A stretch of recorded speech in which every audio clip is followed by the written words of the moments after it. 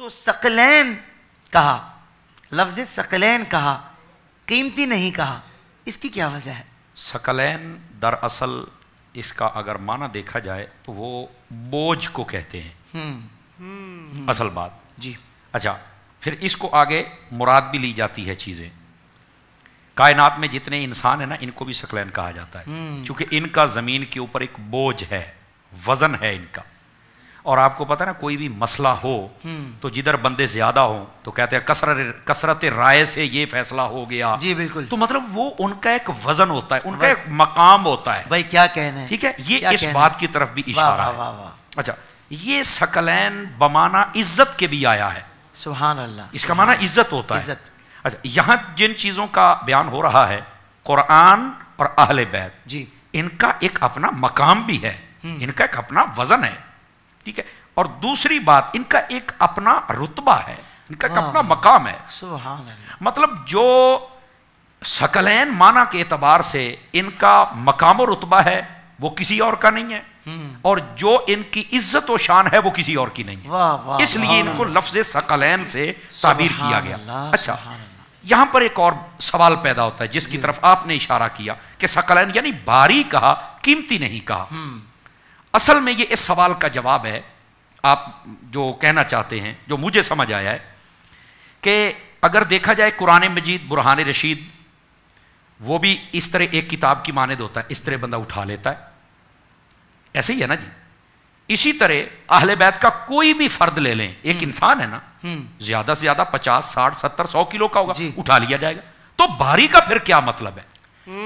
اصل میں یہ بات ہے یہاں پر، بظاہر تو قرآن مجید کو بھی بندہ اٹھا لیتا ہے، جی جی جی، اور بظاہر تو انسان کو بھی بندہ اٹھا لیتا ہے، تو پھر بھاری کہا، قیمتی نہیں کہا، حالانکہ بھاری وہ بظاہر اٹھایا بھی جا سکتا ہے، لیکن یہاں پر ظاہر کے اعتبار سے بات نہیں ہو رہی، بلکہ حقیقت و باطنیت کے اعتبار سے بات ہو رہی ہے۔ واہ واہ واہ واہ، قرآن مجید برہان رشید یہ بھاری ہے، اس کا مطلب یہ نہیں ہے کہ اس کا وزن بہت ہے، کوئی اٹھا ہی نہیں سکتا، بلکہ اس کا وزن یہ ہے، اس کا معنی یہ ہے قرآن مجید اتنا بھاری ہے کہ اس کو کوئی بدل نہیں سکتا ہے، اس کا یہ مطلب ہے۔ کیا بات ہے، دیکھیں نا، یہ ہمارا مکان ہے جی، یہ بھاری ہے نا، اگر ہم 1000 2000 بندے لے کے اس کو دھکا لگائیں اور ہم روڈ کے پار لے جائیں، ہم نہیں لے جا سکتے، کیوں؟ یہ بھاری ہے، بھاری کو بدلنا مشکل ہوتا ہے، یہ اس طرف اشارہ ہے، یہ نہیں کہ اس کا حقیقت میں وزن بہت زیادہ ہے، سمجھا؟ اچھا، قیامت والے دن نامہ اعمال میں حقیقت میں بھی بہت زیادہ وزن ہوگا،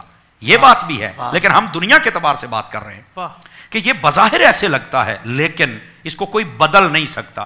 اسی طرح اہل بیت کو بھاری کہا تو کیا مطلب ہے؟ بظاہر تو ایک فرد کو بندہ اٹھا سکتا ہے، لیکن فرمایا یزید اور یزیدیت نے زور لگا لیا، ایڑی چوٹی کا زور لگا لیا کہ حسین اپنا ارادہ بدل، فرمایا ارادہ حسین نہیں تم بدل سکتے ہو، اتنا وزنی ہے اہل بیت اور حسین کہ ارادہ کوئی نہیں بدل سکا، یہ اس لیے ان کو بھاری کہا گیا کہ قرآن مجید کو بھی کوئی نہیں بدل سکتا، اور اسی طرح حضور کی آل کے جو فیصلے ہوتے ہیں ان کو بھی کوئی بدل نہیں سکتا ہے، یہ مطلب ہے یہاں پر۔ اچھا، پھر دوسرا سوال ہے یہاں پر کہ ان کو قیمتی کیوں نہیں کہا؟ جی، اس میں بھی دو راز ہیں۔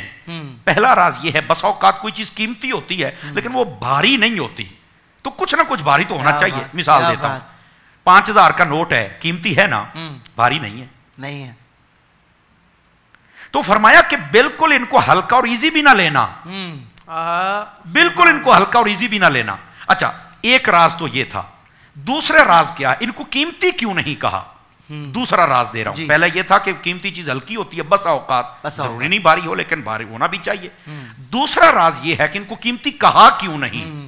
اس لیے کہ قرآن مجید کی بھی قیمت کوئی نہیں لگا سکتا اور دے سکتا، اور اہل بیت کی بھی قیمت کوئی نہیں لگا سکتا اور دے سکتا۔ آج تک اگر یہ قرآن مجید کی قیمت لگا سکتا ہوتا تو یہ بہت کچھ اس میں تحریف ہو جاتی، لیکن یہ نہیں بدلا جا سکتا۔ اسی طرح اہل بیت اطہار، حضرت علامہ صاحب تشریف فرما ہیں، جب ہم پڑھتے ہیں نا سارے واقعہ کربلا کو، تو یزید نے بڑے جتن کیے کہ میں کسی طرح ان کو خرید لوں، جیسے کہ اب عام حکمرانوں کی عادت ہوتی ہے کہ وہ خریدنے کی کوشش کرتے ہیں، لیکن میرے امام نے فرمایا نہیں، ہمیں حضور نے قیمتی نہیں کہا ہے، تو ہماری قیمت لگا ہی نہیں سکتا ہے، اس لیے ان کو قیمتی کہا ہی نہیں ہے۔ یہ اصل میں یہاں پر راز تھا اور پھر وہ جو میں نے پہلے بات کہی کہ قرآن مجید کو بھاری کہنے کا مطلب یہ ہے کہ ان کو بدل کوئی نہیں سکتا، اور آل پاک کو کہنے کا مطلب یہ ہے کہ ان کے ارادے کو کوئی بدل نہیں سکتا، اس لیے ان کو بھاری کہا ہے، قیمتی نہیں کہا۔ واہ واہ واہ، سبحان اللہ سبحان اللہ سبحان اللہ۔